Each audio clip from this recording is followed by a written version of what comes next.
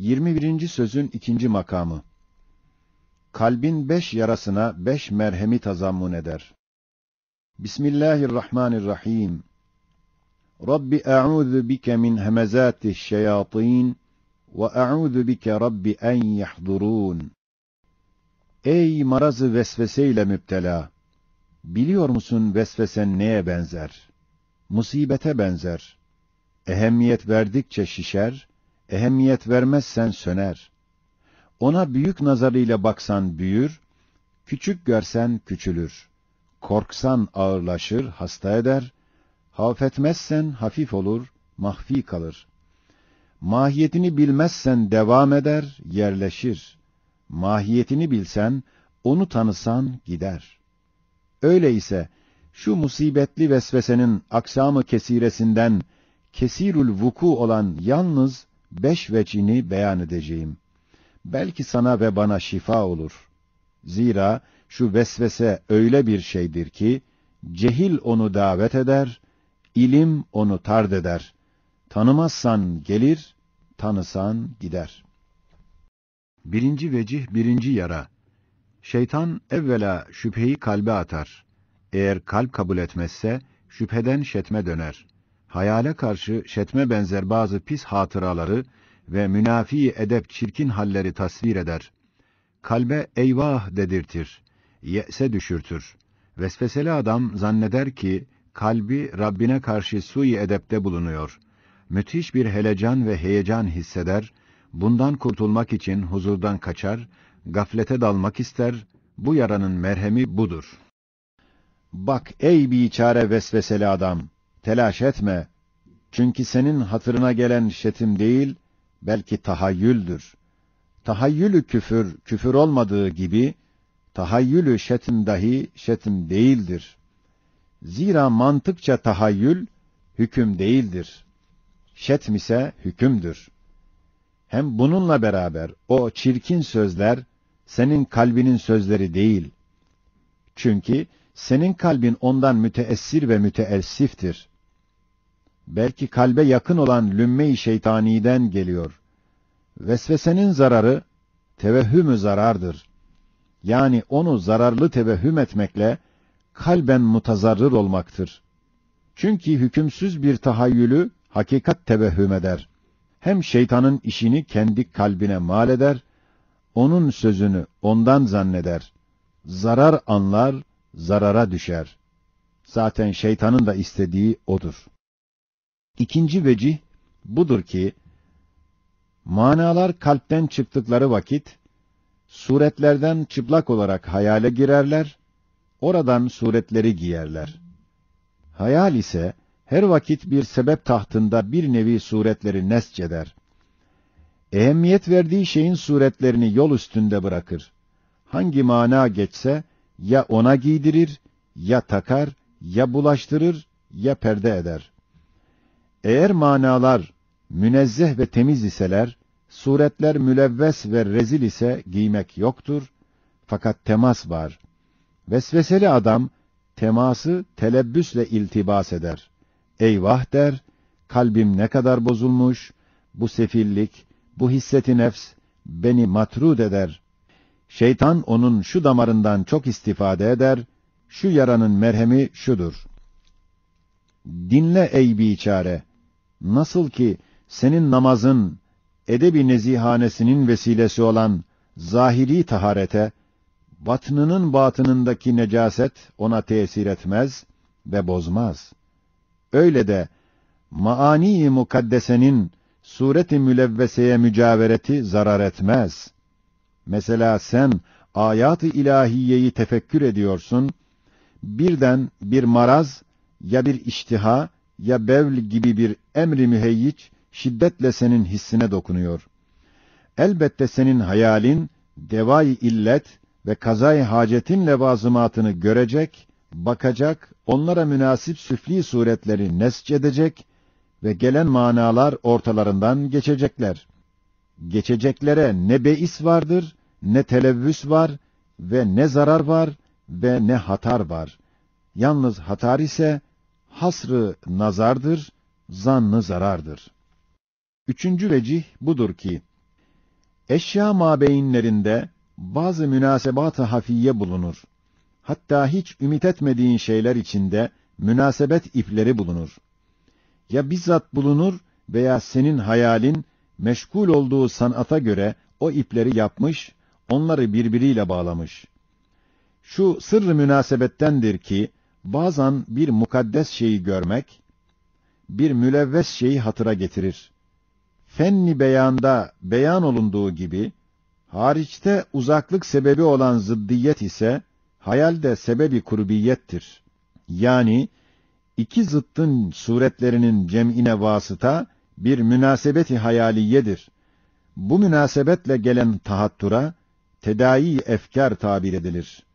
Mesela sen namazda, münacatta, Kâbe karşısında, huzur-u ilahideyken, ayatı tefekkürde olduğun bir halde, şu tedai efkar seni tutup en uzak malayaniyat-ı rezileye sevk eder. Senin başın böyle bir tedai efkara müptela ise sakın telaş etme. Belki intibaha geldiğin anda dön.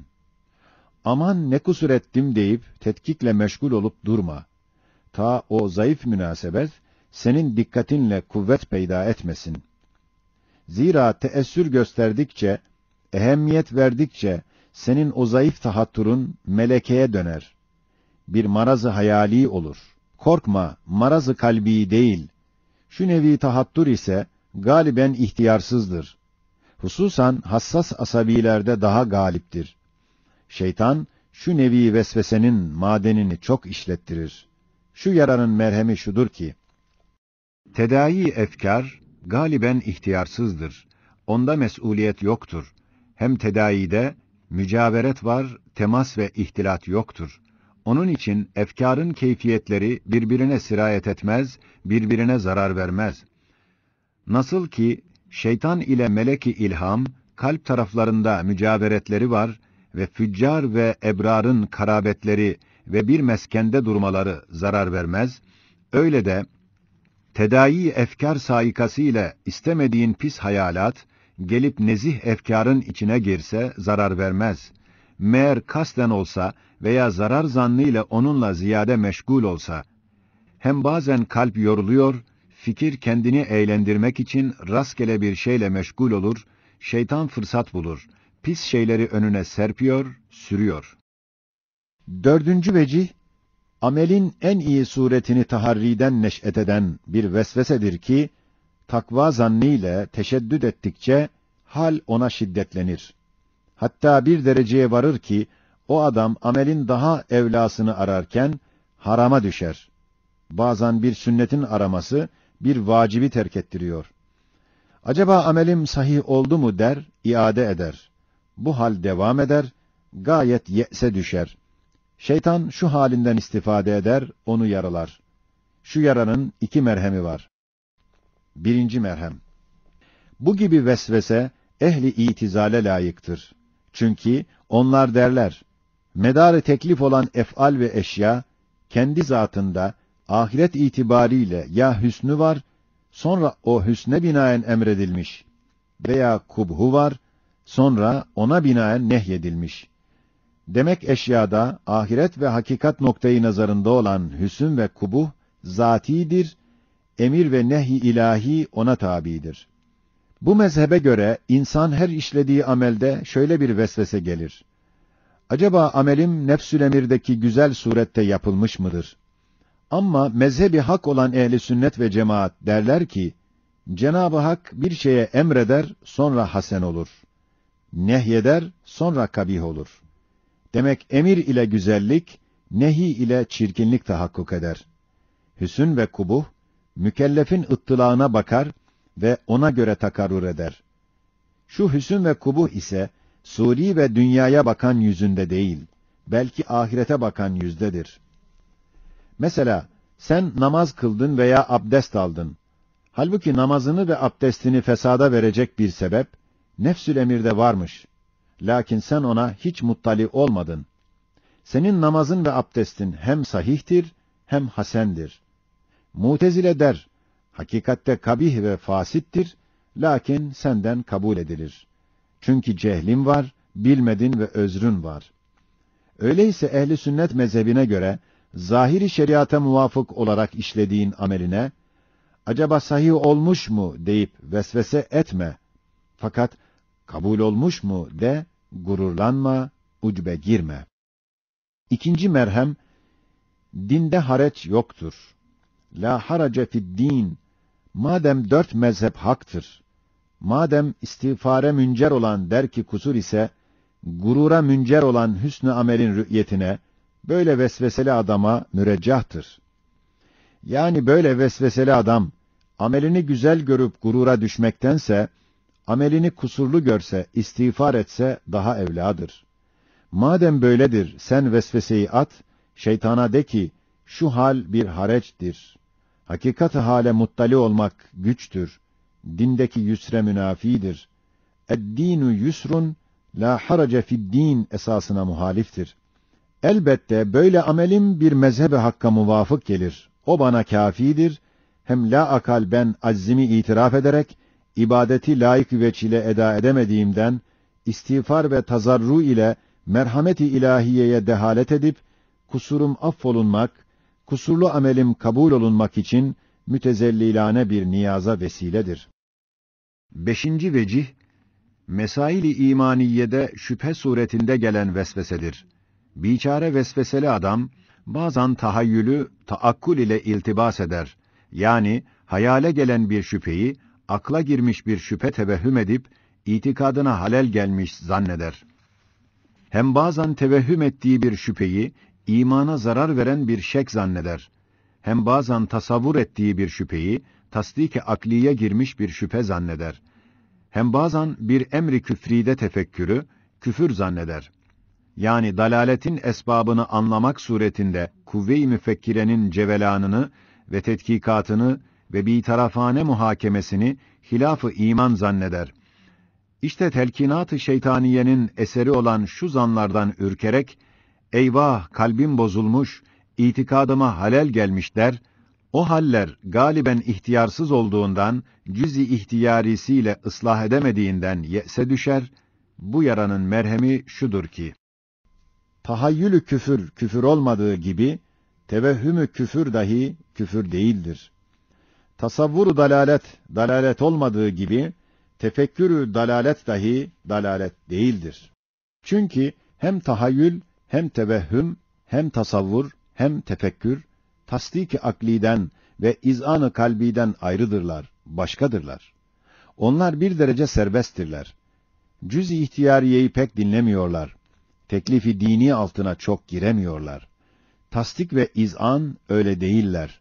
Bir mizana tabidirler. Hem tahayyül, tevehhüm, tasavvur, tefekkür, nasıl ki tasdik ve izan değiller, öyle de şüphe ve tereddüt sayılmazlar. Fakat eğer lüzumsuz tekrar ede ede müstakar bir hale gelse, o vakit hakiki bir nevi şüphe ondan tevellüt edebilir. Hem bitarafane muhakeme namıyla veya insaf namına deyip, şıkkı muhalifi iltizam ede ede, ta öyle bir hale gelir ki, ihtiyarsız tarafı muhalifi iltizam eder. Ona vacip olan hakkın iltizamı kırılır, o da tehlikeye düşer. Hasmın veya şeytanın bir vekili fuzulisi olacak bir halet, zihninde takarrür eder. Şu nevi vesvesenin en mühimi budur ki, vesveseli adam, imkân-ı zâtî ile imkân-ı zihniyi birbiriyle iltibas eder. Yani, bir şeyi zatında mümkün görse, o şeyi zihnen dahi mümkün ve aklen meşkûk tevehhüm eder. Halbuki ilmi kelamın kaidelerindendir ki, imkân-ı zâtî ise, yakîn-i ilmiye münafi değil ve zaruret-i zihniyeye ziddiyeti yoktur. Mesela, şu dakikada Karadeniz'in yere batması, zatında mümkündür ve o imkân-ı zâtî ile muhtemeldir.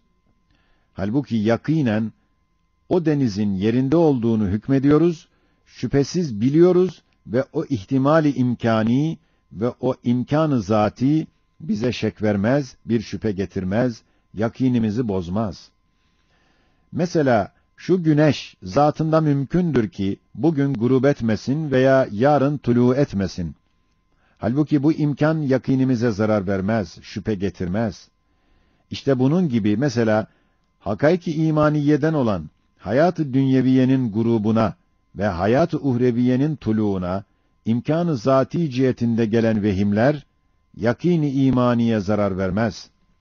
Hem la ibrete lil ihtimalil gayrin nâşi an delilin, yani bir delilden neşet etmeyen bir ihtimalin hiç ehemmiyeti yoktur olan kaide-i meşhure hem usulü'd-din hem usulü fıkhın kaide-i mukarreresindendir.